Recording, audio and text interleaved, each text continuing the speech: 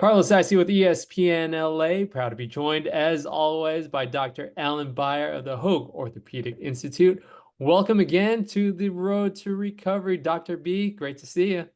Great to be back on the road with you, Karlo. Dr. Beyer, great news for Dodgers fans with the returns of Tyler Glasnow and Clayton Kershaw this week. We already saw Joe Kelly back on the mound for the Dodgers. This is the kind of excitement that Dodger fans are hoping to see after the All-Star break, the returns from injuries. But let's be skeptical here and pause the brakes on this road to recovery because we got some more news about some of the other arms. Let's touch on Clayton Kershaw, the biggest name first. Anticipated to return Thursday against the Giants. Dr. B, what are you looking for in Kershaw's? This is his first start since October when he got shelled by the Diamondbacks in what we thought was going to be his last game, and then surgery in November. Surgery on his shoulder, not his elbow. At least we're dealing with a shoulder here, something that we have a little bit longer track record on than we do on elbows and Tommy John surgeries. There was a lot of skepticism at the time that he had the surgery as why is he even doing this? Hasn't he had enough of a career? Why is he going to go through a surgery that's going to take 6 to 9 months to rehabilitate? And here we are at just about the 8-month mark since he had it done. But Clayton Kershaw is a fighter, and he didn't want to go out that way. I think he wants to go out a winner. Certainly, the recovery from shoulder surgery is somewhat more predictable in terms of his ability to come back. We're not going to see him throw complete games. Obviously, we hardly see anybody throw complete games anymore. And I'm sure his pitch count is going to be closely monitored on Thursday night when he returns. He's had a couple of simulated games. He's had a couple of rehab starts, done okay. So I think it'll be great for the fans to see him back. Good for the Dodgers. Anything you can do in the second half of the season after the All-Star break to bolster your pitching staff is important, because we all know when it comes to the second half of the season and the playoffs, it's all about pitching. Now, they're clearly confident about the number of arms that they have because they're already, making some moves to release some of their more veteran kind of patch-in people that they had brought in. I think that Clayton will be of value. I think he's going to be able to add something in terms of quality starts maybe in this last half of the season. So I'm looking forward to seeing his return. Now, the question's always going to be, assuming the Dodgers get to the playoff, which is clearly going to happen, is let's assume they go deep in the playoffs.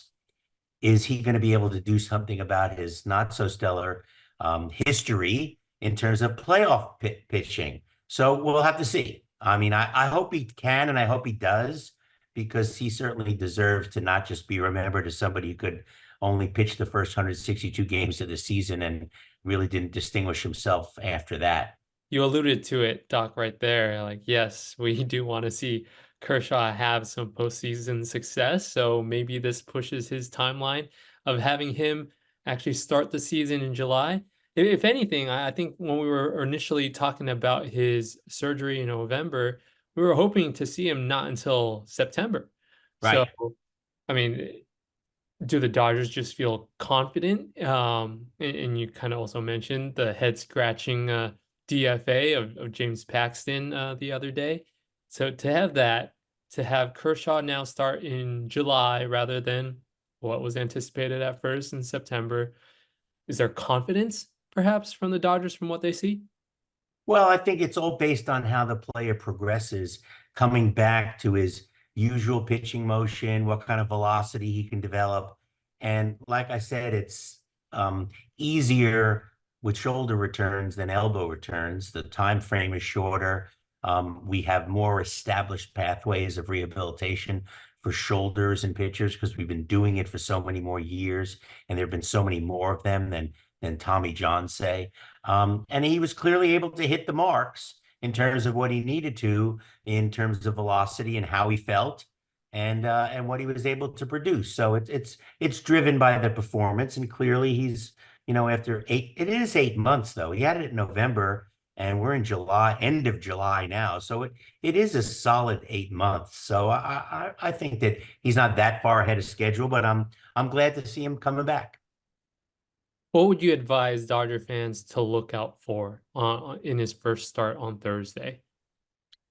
I think that somebody coming back, especially an older player, a veteran player coming back from an injury and a surgery like this, you have to be sure that he reins himself in and doesn't try to get out there in the first 1 or 2 or 3 innings and just overpower the hitters. You got to try to pitch with your brain more than with your shoulder when you come back from an operation like this and outsmart the hitters. Show them some things that they aren't not expecting to maybe see from you.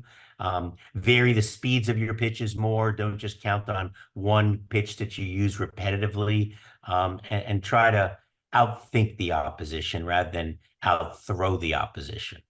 Yeah, it'll be interesting to see how often do we see his nasty curveball. Maybe not as often as we've seen classic Clayton Kershaw, but that pitch I do miss seeing at Chavez Ravine.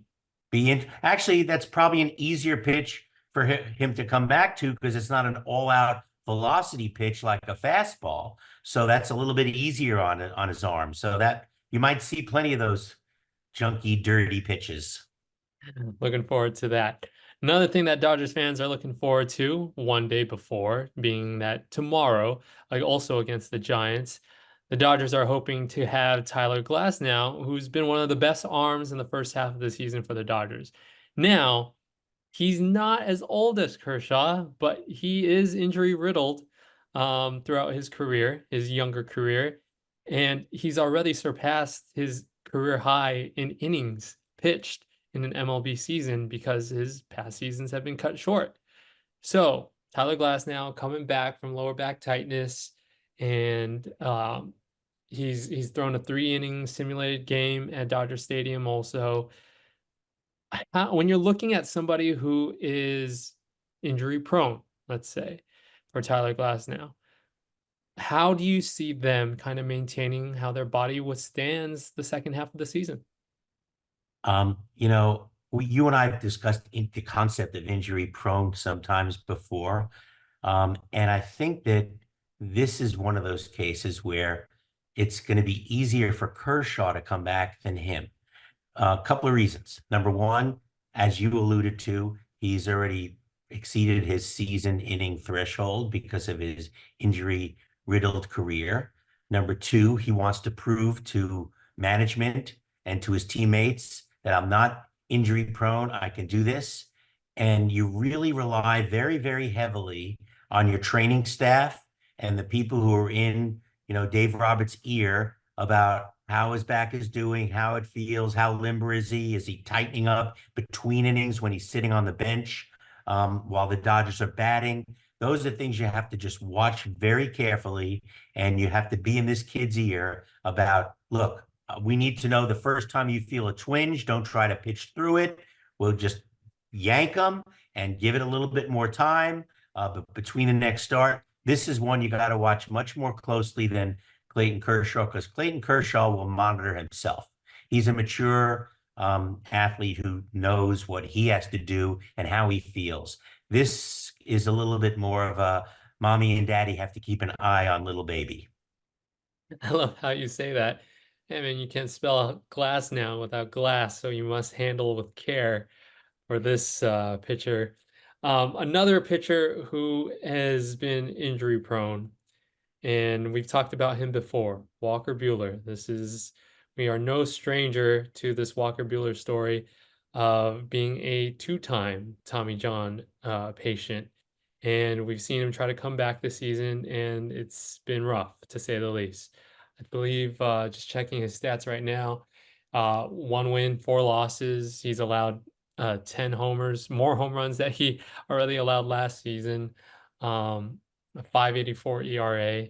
So the Dodgers have just decided to, hey, Walker, sit, get some more rest. What have you seen from Walker Buehler's attempted comeback so far?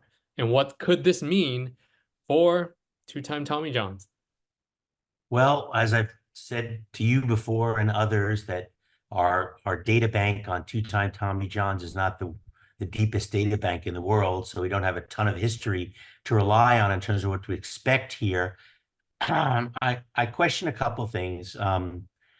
You knew after the first start, after the first or second start, that he didn't have his old stuff.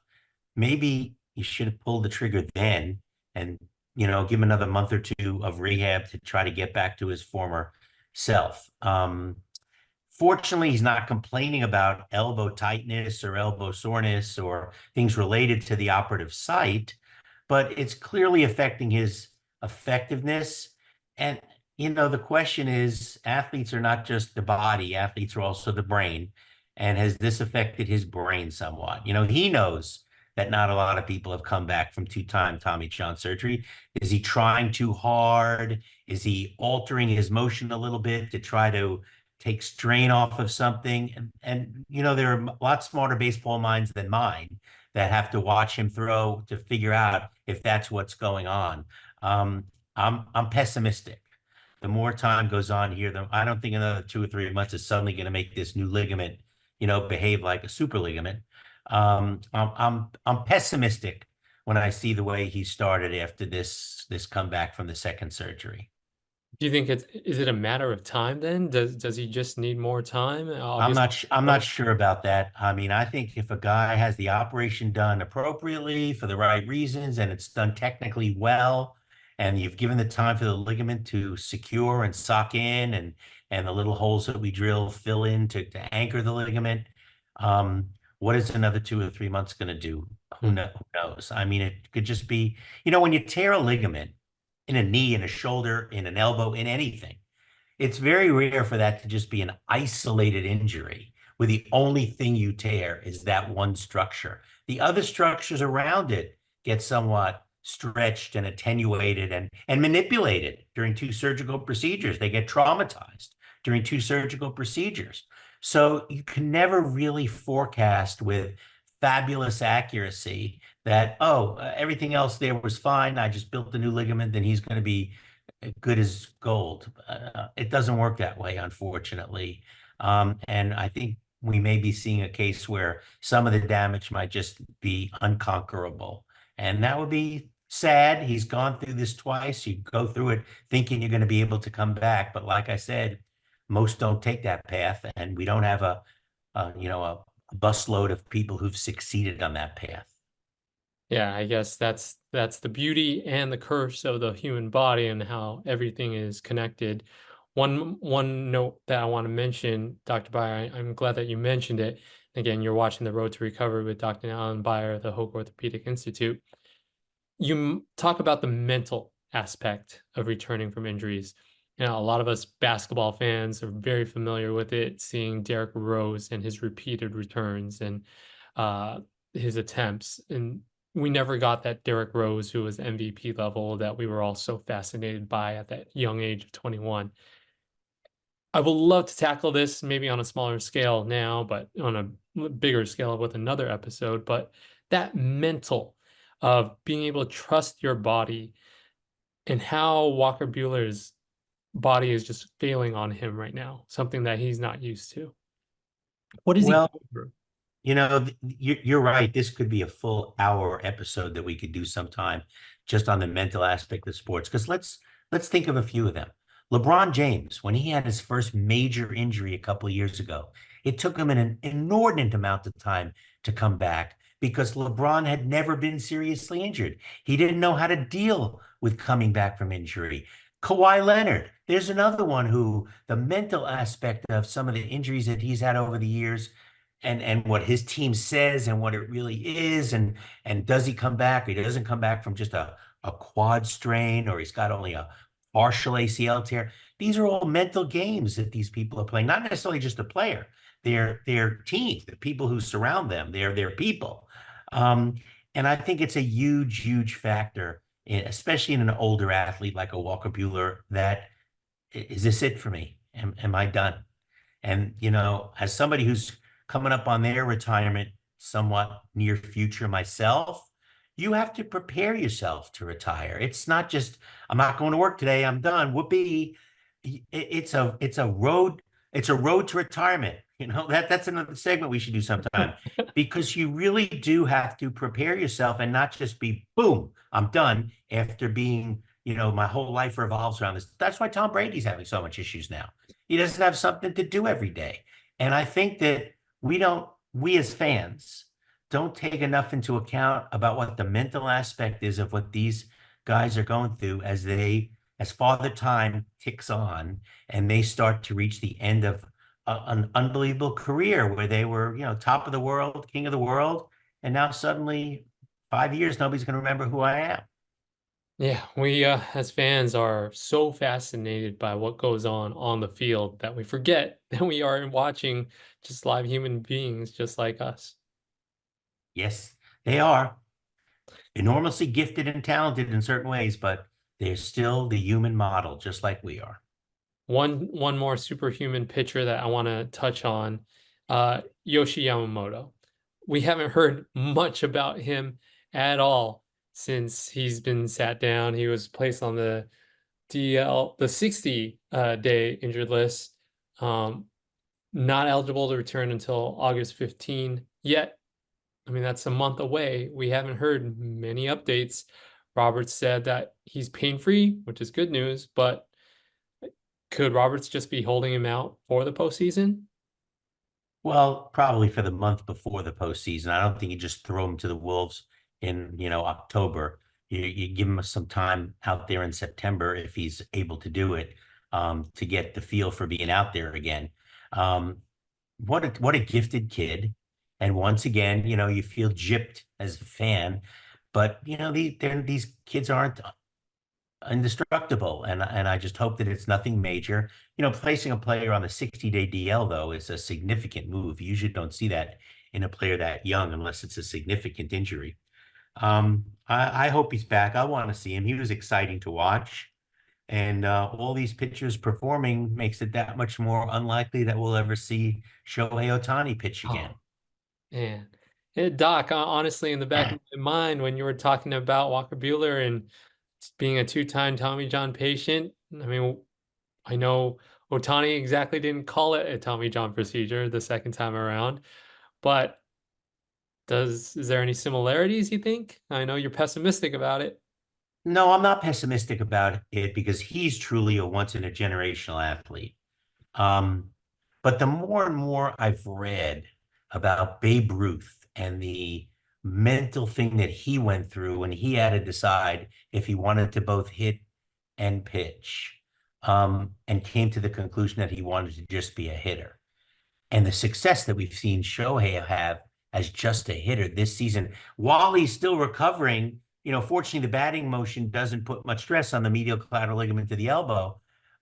While he's recovering from this surgery and still going through his rehab process for the elbow, but he gets out there and, like almost leads the National League if he doesn't lead the National League in home runs, decides to pass on the home run derby, which I go, attaboy, good call, right move. Okay. And he's hitting these home runs 470 feet. He just hit one the other night. I mean, it's incredible what a tremendous batter he is. And we don't know if he'll come back to being the caliber of pitcher that he was. That's a big question mark still. So at a certain point in your life, you go to, well, why don't I just stick with what I know I can do and do really well at the major league level instead of taking a chance about, am I going to pitch?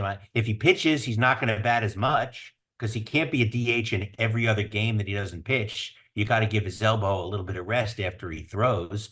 So that's a decision that he and the Dodger brass are going to have to make together and talk about what the future looks like. I mean, are they willing to spend $700 million just for another person at the plate? Maybe it's worth it if you got a really, really deep, bullpen. But we'll just have to see, and we'll have to see how his rehab goes on the elbow throwing. I mean, he's still improving and still getting better from what I hear. Will he be able to sustain that without re-injuring his elbow? And here's the kicker. I'll end it on this one. Let's say he injures his elbow again pitching. is that going to screw up his ability to bat then after the third significant injury to his elbow? And nobody knows the answer to that. The way he's hitting, I hate to see the Dodger fans lose that because he's one in a million. And remember, Dodgers, when they're thinking about the long term in the future, you're talking about a 10-year contract. So you're not thinking He could for, hit for 10 years. yeah, exactly. I'll stake anything that he's not going to be a world-class pitcher for 10 years. The longevity of pitchers is much, much shorter than the longevity of batters. Right. So he could definitely be a force at the plate for 10 years. There's no doubt about that. What a time for us to be alive and witnessing Shohei Ohtani, MVP as a two-way player, and now still an MVP caliber hitter. It's an amazing time to see somebody like Shohei Ohtani. You talk about the home run derby. Let's add one more quick note and stick with the Dodgers. Teoscar Hernandez. He decided to hit in the home run derby. He won. I'm expecting, there goes one of the best hitters in the Dodgers. He's about to slump in the second half of the season because his swing is going to get all jacked up, as we always see from the home run derby. Why does that usually happen? But for Uncle Teo, it's not. Well, first of all, it's only 10 days since the All-Star game. So let's not say, oh wow, what a second half of the season he had. It's been 10 days. I think that what they do at the home run derby is just phenomenal. They're taking that many full swings in such a short period of time that it really doesn't bode well for a lot of players. I'm not saying everyone. He could be the outlier. And what was interesting was I don't think he had the greatest performance in the first round. He squeaked through early, but then really let it go in the finals when it counted, right? So he wasn't killing himself in that first and second round, and that might have saved him a little bit. But look, these guys just always astound me.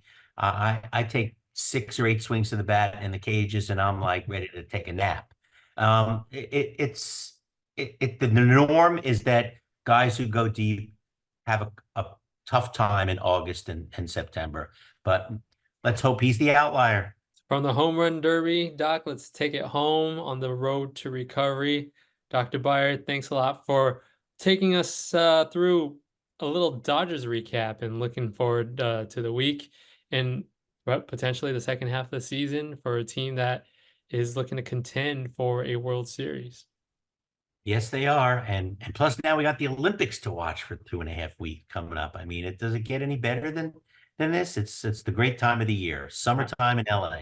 I have a feeling we're going to be talking about a lot from Paris. But Dr. B, thanks again. Tell us, where can we see more Dr. B? Keep listening to Doctor in the Dugout, 12 noon every Saturday. We broadcast live from Angel Stadium. This week, I'm going to have Rich Perlman, who's just an Olympic expert. This guy knows everything about the Olympics. So we're starting our Olympic wind down and getting into it. So tune in to AM 830 on Angels Radio.